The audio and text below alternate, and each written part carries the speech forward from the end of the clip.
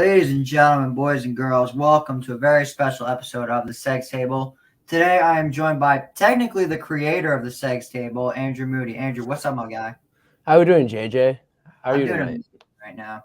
I'm doing fantastic. All right, so let's dive into, without any hesitation whatsoever, let's dive right into our first topic, which is the NFL games of Week 16. Now, the NFL has been just straight chaos ever since the season started. Let's tell the truth here.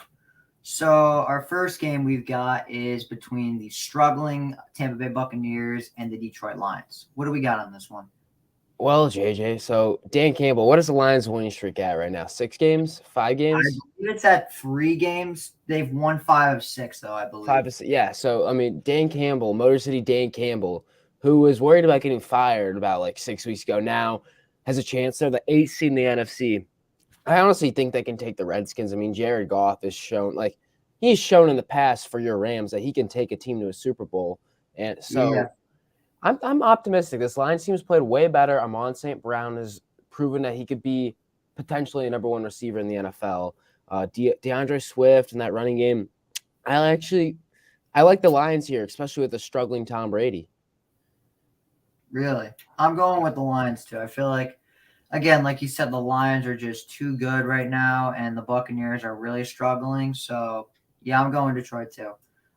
Next game, we got the 49ers and the Cardinals.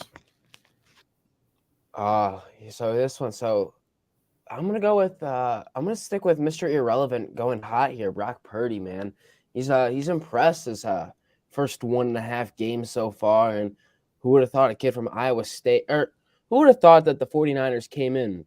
They named Trey Lance the starting quarterback at the beginning of the season. He gets hurt. Jimmy Garoppolo, a guy who's taken the Niners to a Super Bowl a couple years back when they lost to the Chiefs, he gets out. He was supposed to come over and take over the throne, and now Brock Purdy's doing that. And the 49ers can still go to the Super Bowl with a 7th-round pick at QB. Yeah, I agree with that. I feel like the Niners are, like I said, their offense is really good. Their defense is probably best in the league. And the Cardinals have, nobody left. They have Colt McCoy at QB. So, yeah, I'm going with the Niners.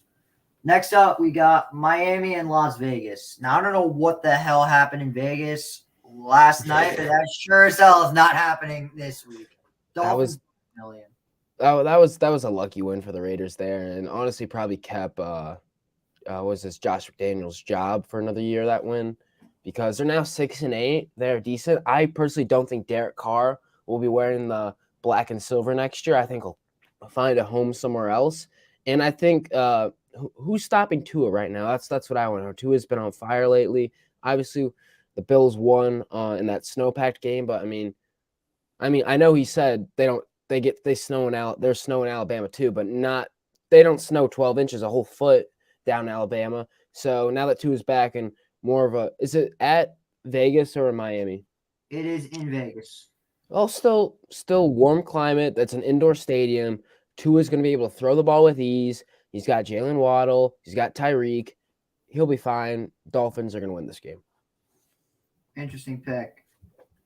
Next up, we have, I'm not sure why it says that. That's technically wrong. It's Giants Colts. I'm not sure why it says Ravens. Or no, it's Giants Vikings. I don't know why it says Ravens. I mean, that's just bad quality on their part. Vikings are going to win this game. They just came back down 33-0, which is unheard of. But at the end of the day, like I said before, the Vikings are too destructive. The Giants are not terrible. They just beat the Commanders. But, at the end of the day, they are not a great squad. They're not going to beat the Vikings. I actually think this will be a trap game for the Vikings because they came back and won from the biggest deficit in NFL history, down 33-0, 36-0 to the Colts on Saturday. And I think Daniel Jones, he's a good game manager. That's all you have to be to win at the NFL level. If you have a good defense, have a good O-line, have a good run game. So I think Kirk Cousins, is this game also on national television too? It's the Fox main game. Kirk Cousins struggles on national TV, and he's going to have Kevin Burkhardt and Greg Olsen, the main Fox crew, on this game. So I think the primetime struggles continues. I know it's not a night game, but that's still national TV. And I think the Giants pulling out here to go 9-5-1, and the Vikings they have the NFC North locked up. They'll start resting their players soon, but obviously it's the NFL. Anything can happen. Justin Jefferson could go and get have an 180-yard game with 2 touchdowns, and they could blow the Giants out.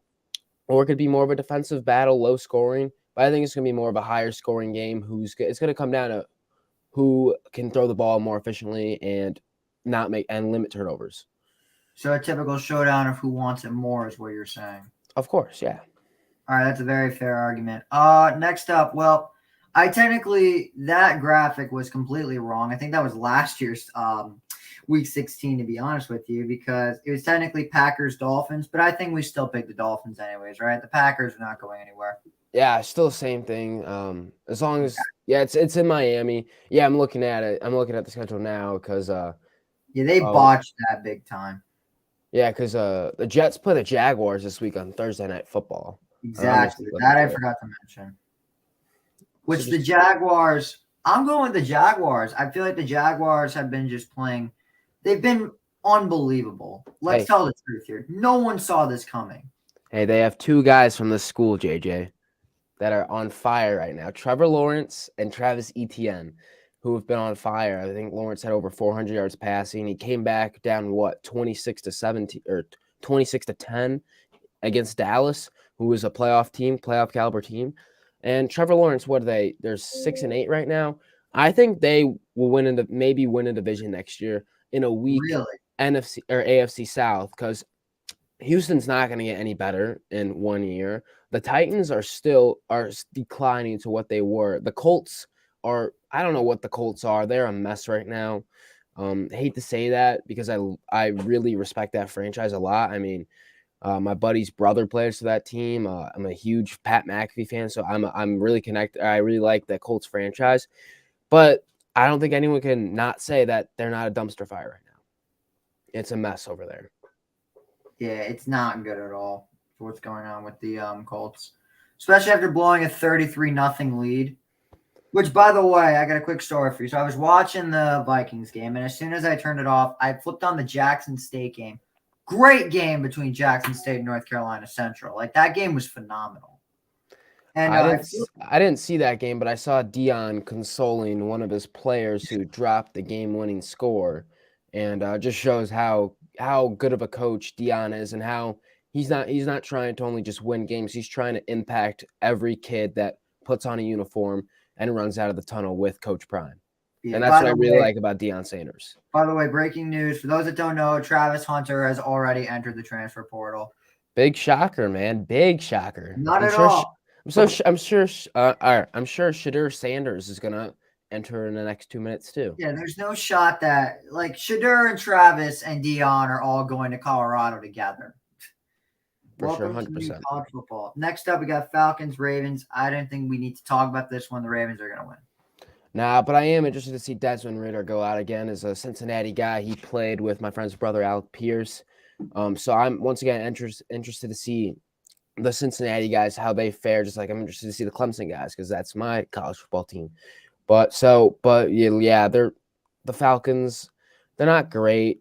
But they had a pretty easy schedule to start. That's probably why they have 5 wins. But they're not a good football team, and they don't have Calvin Ridley anymore. He was traded to Jacksonville, even though he's suspended. Kyle Pitts is their number 1 weapon, and he hasn't really proven that he can be the next Travis Kelce, Rob Gronkowski yet. I agree. The Lions are actually playing the Panthers, but I think again we still take Lions anyways.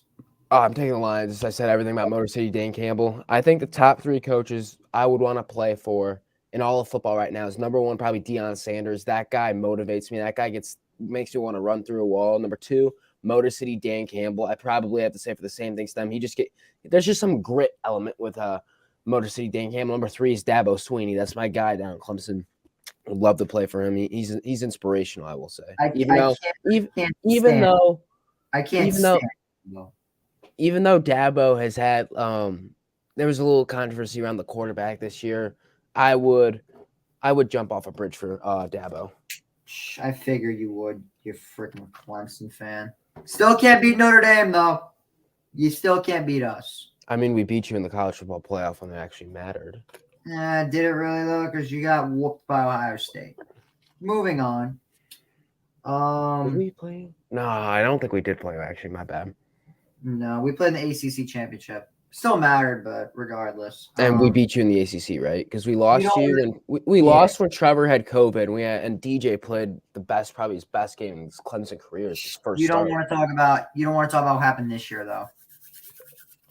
No, it was That's just we weren't that good. We weren't that. We not were that good. very overrated this year. Although but- Will Shipley might be one of the best running backs in the nation. Let's be honest. Oh, of course. Will Shipley. Got a couple more phenomenal. games left. Let's make these a little bit shorter. Bills and Bears. I'm a Bears fan. It's going to be great to see Justin Fields go against this team, but the Bills are so much more talented. Not even a question. Yeah. Bears, we're getting Will Anderson with the second overall pick. All right. So the once red hot Washington Commanders are playing the 49ers. So we got that wrong too. I'm gonna go with the Commanders here. I know what I said about Brock Purdy, but like I'm thinking the Commanders they got a little bad taste in their mouth after that game, especially like the Terry McLaurin offside thingy with the ref. There's just a bunch of stuff. So I'm thinking the Commanders bounce back because Taylor Heineke, he's one of those game manager guys. He'll get you in the playoffs, but he's not going to win you a Super Bowl. I agree, 100%. 2 more games. I get to have my Christmas ruined. The Broncos and the Rams on Christmas Day on Nickelodeon. So that's just fantastic. Broncos country, let's die. Rams all the way. Yes, sir. Rams are gonna win, although it means nothing. We got 2 more games left. The Chargers and the Colts. That's gonna be a snooze fest. Chargers. Both two teams that are underperforming hella this year.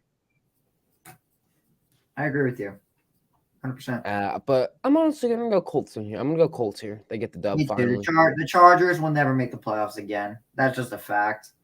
And lastly, Never gets a long time. The game of the year of the week: the Eagles and the Cowboys. Now, I've heard Jalen Hurts sprained his shoulder, but a lot of my Philly sources are saying he will play. Are the Cowboys? Who gave the Eagles their first loss this season? Was it the Cowboys? Washington gave them the Washington. That's right. I think the Cowboys give them another loss. It's a division team. The NFC East went from the NFC least to NFC beast this year, with 4 teams playoff caliber, after being the division that would have a 7-10 team in the playoffs. So I'm actually thinking, how about them boys get it done this week? I think Dak Prescott, there's a little animosity towards the Philadelphia Eagles. I mean, the two teams hate each other. It's in Jerry's World down in Arlington, Texas. I think the Cowboys get this one done. All right, that's fair. For 15 weeks, I've picked the Philadelphia Eagles. They've won 14 of 15, or 13 of 14. Make it 14. Eagles get their 14th win of the year in Dallas. Eagles 14-1. But take the Cowboys to cover.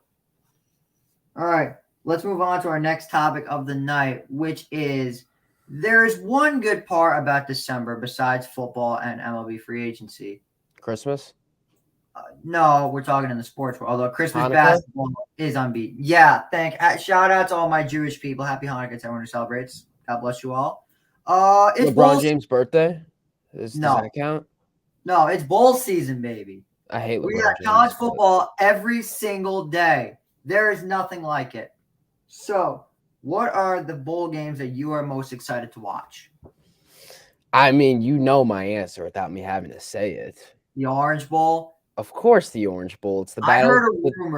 I heard a rumor that's going to be Clemson and Tennessee are both going to be wearing orange jerseys, playing on an orange field, but they're both going to be wearing white helmets. What do you think? That's just not true. We don't wear white helmets down here in Clemson, South Carolina. I'm actually in Chicago, Illinois right now, but because I'm on winter break. But we only have one helmet. We have the orange helmet with the white paw. Yeah, it was just a reference because a lot of people are talking about how it's just going to be an orange bowl, basically. That's why it's called the Orange Bowl. I mean, you got 2 of the most iconic orange colors. The only other one I'd say the most iconic oranges in college football are Clemson, Tennessee, and Miami. And Miami's a very down program right now. My I don't know if dad's a Miami Hurricanes fan, and this is the most disappointed he's ever been with the Hurricanes. I mean, was this Mario Cristobal's first season, and they go 5-7? That's not Not, Miami football. yeah, he's a great recruiter. Horrible X's and O's. That's just a fact. Now, the game that I want to say I'm invested in the Notre Dame South Carolina game because I am, but I'm not. I hope you guys destroy South Carolina. I know. I hate them more than anyone. How did you guys lose to them in Death Valley? Well, they blew our 40-game win streak, unfortunately. But no, I could tell you how. One, we abandoned the run play later in the game when Will Shipley was destroying them. Two, Dabo's ego didn't take out Cade Klubnik, and we could have easily won with Cade if you saw how he played it in the ACC championship compared to DJ. So there's that. And also, Cade came in and won games before. The Syracuse game, I was at that game. We were down 21-7. DJ threw his second pick of the game. We came in, scored 3 touchdowns in the fourth quarter, and we win that game. Obviously, Syracuse is not as a good team as South Carolina, and then the other thing is special team. South Carolina just destroyed us in the special team. We had that fumbled punt return, and it was just not our day, not our season. But we'll be back. We'll be back with Cade next year, and if Cade doesn't work out, we have Vizina. We have another 5-star coming in. So That's true. I'm not worried. We just need to find better receivers, better O-line, and revamp that defense that's going to get just gutted by the NFL draft this year. Yeah, the NFL draft's going to take your whole defense. Let's be honest here.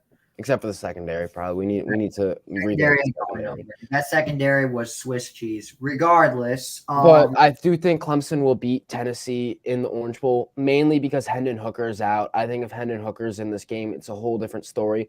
And then especially Cedric Tillman and Jalen Hyatt, the 2 best receivers in Tennessee, opted out of the game to declare for the NFL draft.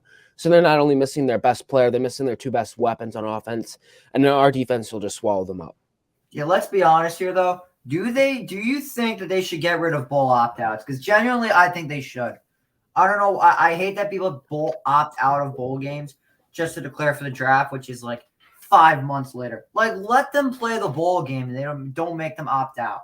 That would make it so much more entertaining. Well, I mean, they opt out because they don't want to get hurt. That's the only reason they opt out.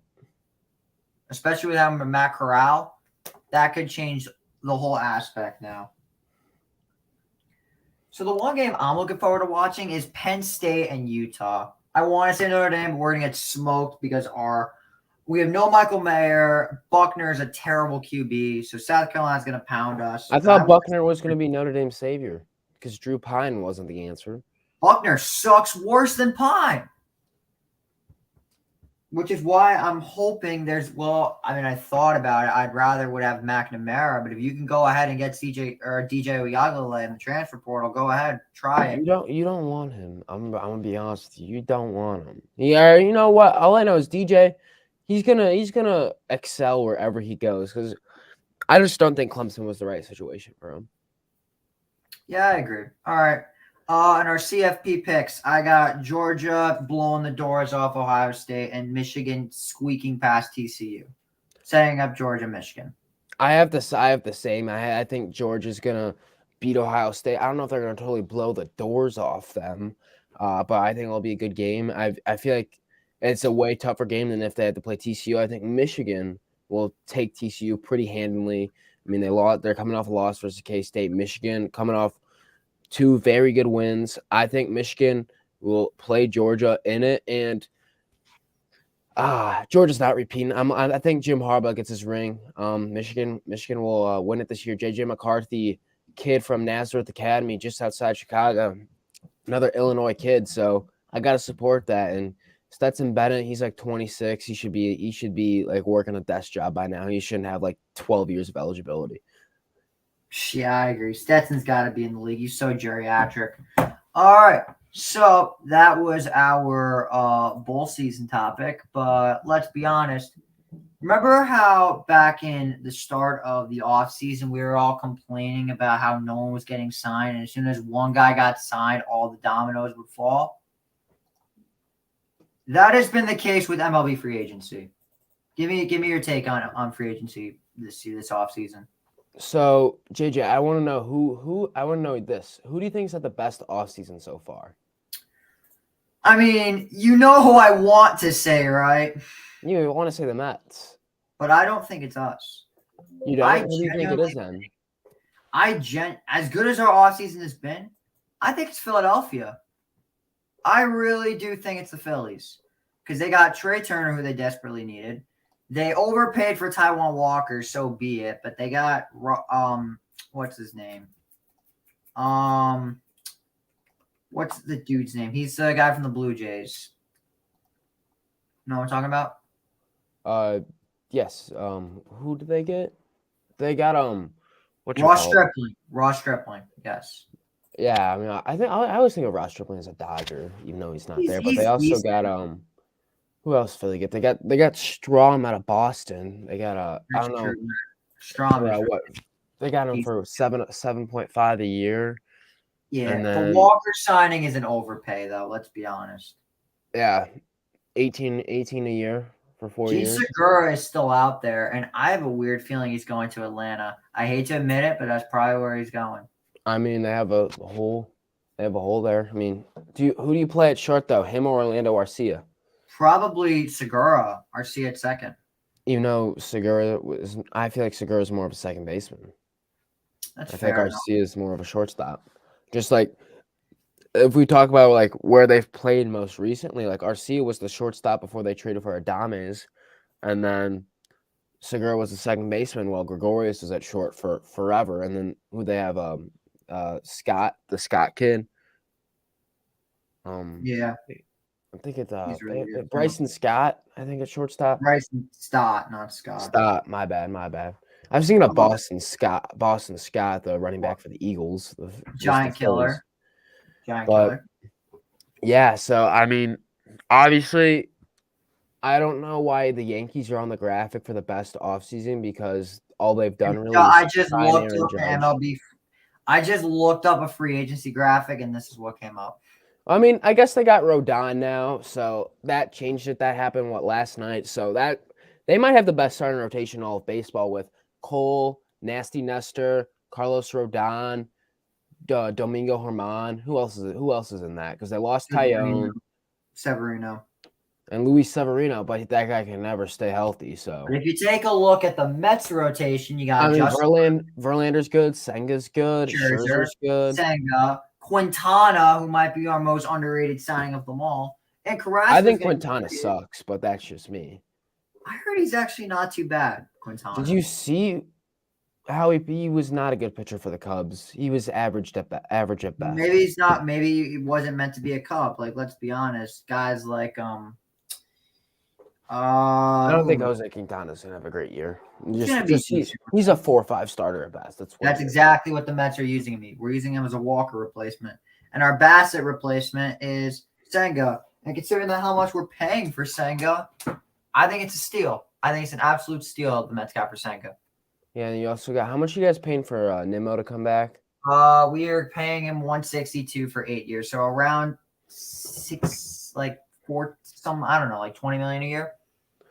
And then a signing I do actually like for you guys is a little like off the record or not. It's just like off the main page is the David Robertson signing. Who me too. I love that signing. Really good for the Cubs last year. I mean, 2.23 ERA for the Cubs, 3.51 FIP.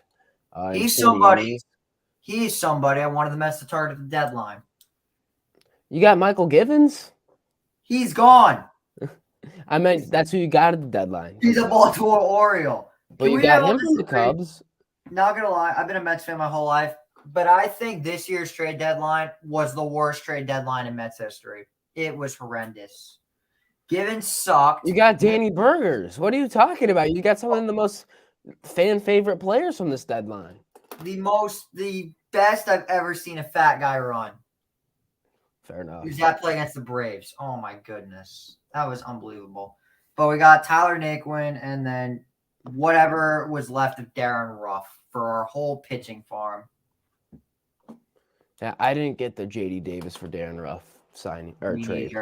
I would have made sense if it was for Jock Peterson, which is what I wanted the Mets to do, which they didn't. But it is what it is. I mean, they got their guys. I'm not sold on this team yet. I need them to get one more bat and they're good. But it is very nice that there's a certain person that's been just, being the Mets' daddy for apparently like the last few years. You have no idea how happy I am to not have to see this man in a Atlanta Braves jersey ever again. Tell me about the Dansby Swanson signing, because this is your guy. This is your team now, the Chicago Cubs. Give me your insight. I love it, and there was actually a tweet that went out from this anonymous Twitter account called Jeremiah Winesack that he saw Dansby Swanson at O'Hare, and then guess what? Dansby signed with the Cubs the next day. I don't know who this Jeremiah Winesack guy is, but I mean the fact that he saw him at O'Hare, tweet went viral. I think this guy's pretty smart, this Jeremiah guy. But anyway, back over to the Swansons. I just want to point that out, that this Jeremiah guy allegedly or basically reported that he was going to sign with Chicago before it even happened. But obviously his wife plays for our women's MLS team here, the Chicago Red Stars. So his wife plays for that team. So obviously that probably influenced it. He wants to be him and his wife can be in the same city. Obviously, he was a Marietta. He grew up in Marietta, Georgia. He was a Georgia boy, played for the Braves. He's kind of a hometown hero. But this man has won at every stage of his career. He won a College World Series at Vanderbilt under Tim Corbin, where he was along with Carson Fulmer and Walker Buehler and Tyler Beatty, all guys who made it to the show. J.J. Bledley, I think, was on that team as a freshman. And then he won, obviously, in 2021 with the Braves. And I just like we might have the best middle infield in baseball now with Dansby at shortstop and Nico Horner flipping over to second base. That best defensive one is Dansby was the Gold Glove winner last year, and then Nico Horner in 2020 was the Gold Glove nominee at second base. So we have definitely the best defensive middle infield in baseball. And obviously he kind of took the league by storm last year. He played all 162 games. I mean, career high batting average of 277. I know it's a controversial stat, but I mean, his on base 329 was the second highest in his career. 447 was his third highest slugging. So he's definitely peaking at the right time when he hit free agency. 7 years, 177 million. Obviously, he didn't get money, Bogart's money, Correa money, Turner money, but he obviously isn't at that level. But this guy is a good team captain. I'm viewing this as kind of like a John Lester signing for the Chicago Cubs in 2015. And what did the Cubs do in 2015 after they signed veterans like Lester? Swanson, here's a veteran. Both have World Series rings if you compare them. One's just going to be lined up every day at shortstop. One was the captain of our pitching staff. So they both are going to have very heavy roles on and off the field helping develop this team. And I think the Cubs could finish in second place and maybe sneak out a wild card spot. Is it going to happen? Maybe not, but I like the optimistic behind it that the Cubs could finish second in this dilapidated NL Central. Yeah, I agree with you. I feel like Dansby is that type of guy. Like, don't get me wrong. I'm so grateful he's not a Brave anymore. I no longer have to watch him hit tanks at Truist Park. I can now watch him hit He's going to hit him on a waveland. I could see him hit left field bleacher shots at Wrigley Field. Because I went to Wrigley Field back in August. I was in Chicago. Yeah. You remember, right? You and I were very close during that trip because you were giving me all. By the way, that pizza place that I went to was horrible. That was some of the worst pizzas I've ever had in my life. Where'd you go to Pequod's? Yeah, that place sucked. Pequod's is awesome, man. I guess I'm just not meant for deep dish, apparently. Well, that's one of the only deep dishes I actually enjoy. Because I mean, if you're a real Chicagoan, Illinoisan, whatever the saying for Illinois people is, if you're a real like that, you love our thin crust way better. It's like Vito and Nick's, Al's in Warrenville, Otto's and Lombard. Those are the real Chicago thin crust pizza. It's the best. But I mean, what places did you hit when you were in Chicago? Pequod's was awesome. Pequod's I went to. Paisanos. So you went over to North and Clybourne for yeah. Paisanos wasn't terrible, I guess. But I've never had that. The hot dogs in Chicago are probably the best hot dogs I've ever had. You All right, guys are. I won't eat anything that's not a Chicago dog. It needs to have the pickle, the relish, the salt, the mustard, the sprout peppers, the celery salt. It needs everything that's on a Chicago hot dog. It needs everything on a Chicago hot Yeah. dog to for me to eat one. I won't eat a plain hot dog. Mhm. I will for sure as hell not be caught eating with ketchup on a hot dog. But that's just me. Yeah, I'd never do that. Point is, went to the Cubs game, saw Wilson Contreras, first game back with the Cubs after the trade deadline. He hit an absolute tank off the Marlins guy. I think it was Richard Blyer. Point is, I'm looking forward to seeing Dansby Swanson hitting nukes in Wrigley. I am too, JJ. You should be. Well, that just about does it for our show tonight. Thank you all for watching. Andrew, thanks so much for coming on, bro. It was fun to have you. Yeah, thanks for inviting me on, JJ. And to all your listeners, they can go if they want to see more of my content. They can check me out anywhere. Just look up Zoomer Sports. I'm on YouTube, TikTok, Instagram, Twitter. Just check out any stuff there. Make sure you check out JJ's stuff here. He continues this podcast. Yeah, it's gonna be fun. I mean, we had to bring in a Chicago guy at some point, and luckily, Andrew's one of the top guys that I know. Yeah, I got one of the highest growing podcast or the fastest growing podcasts in the Chicagoland area. So, I mean, you could probably hear the Chicago in me from my voice. You might be able to, because I get at Clemson where I go to college. They kind of mock my accent all the time, but like I enjoy it. But like they don't mock it. They go along. They play along with it. Some of my good friends. But Yeah, anyway, yeah, I enjoyed coming on to the show, JJ. So I appreciate you inviting me on. no problem, man. It was a pleasure. Anytime you want to come back on, let me know. Anyways, we're gonna sign off for tonight. Want to wish you a very happy holidays, and yeah, enjoy the rest of your night. God bless everybody.